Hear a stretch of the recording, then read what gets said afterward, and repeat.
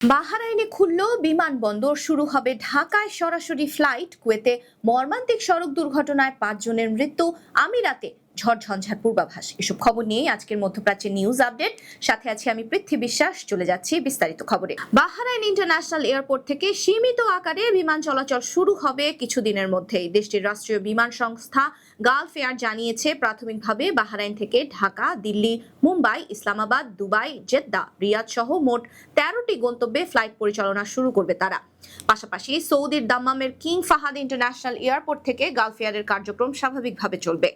Gulf এয়ারের কর্মকর্তারা জানিয়েছেন, কার্যক্রম স্বাভাবিকভাবে শুরু হবার পর পুরো ফ্লাইট নেটওয়ার্ক চালু করতে তারা চেষ্টা চালিয়ে যাবেন। বাহরাইন বিমানবন্দর খুলে দেয়ায় বাহরাইনের রাজা হামাদ বিন ইসা আল খলিফা এবং crown prince bin Hamad Al Khalifa ধন্যবাদ জানিয়েছেন পরস্পরকে।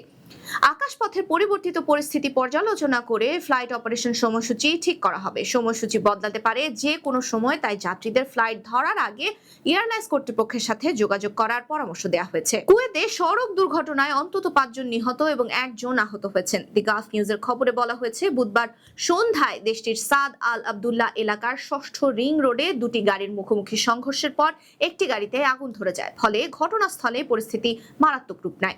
দুর্ঘটনার পরপরই দমকল বাহিনী ঘটনাস্থলে পৌঁছে আগুন নিয়ন্ত্রণে আনার চেষ্টা চালায় এবং ক্ষতিগ্রস্ত যানবাহনের ভেতর থেকে হতাহতদের বের করে আনে। এতে 5 জনের মৃত্যু নিশ্চিত করা হয় আর 1 জন আহত ব্যক্তিকে উদ্ধার করে চিকিৎসার জন্য হাসপাতালে নেওয়া হয়। দুর্ঘটনায় হতাহতরা কোন দেশের নাগরিক সে বিষয়ে এখন পর্যন্ত কোনো তথ্য জানা যায়নি।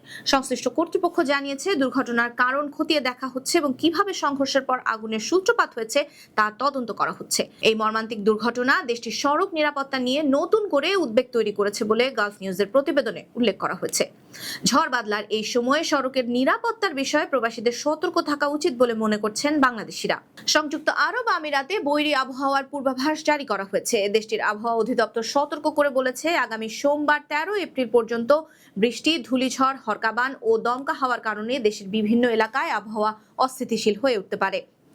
একই সঙ্গে হালকা থেকে মাঝারি বাতাস প্রবাহের কারণে ধুলো ঝড় হবে, যার কারণে দৃষ্টিসীমা কমে আসবে। বৈরী আবহাওয়ার কারণে ট্রাফিক নিরাপত্তা নিশ্চিত করতে আবুধাবি ট্রাফিক পুলিশ প্রধান সড়কগুলোতে বাড়তি সতর্কতা ঘোষণা করেছে। চালকদের ইলেকট্রনিক সাইনবোর্ডে দেখানো নতুন গতিসীমা মেনে চলার নির্দেশ দেওয়া হয়েছে। বিশেষ করে কম দৃষ্টিসীমা বা ভারী বৃষ্টির সময় দুর্ঘটনা এড়াতেই এই ব্যবস্থা নেওয়া হয়েছে।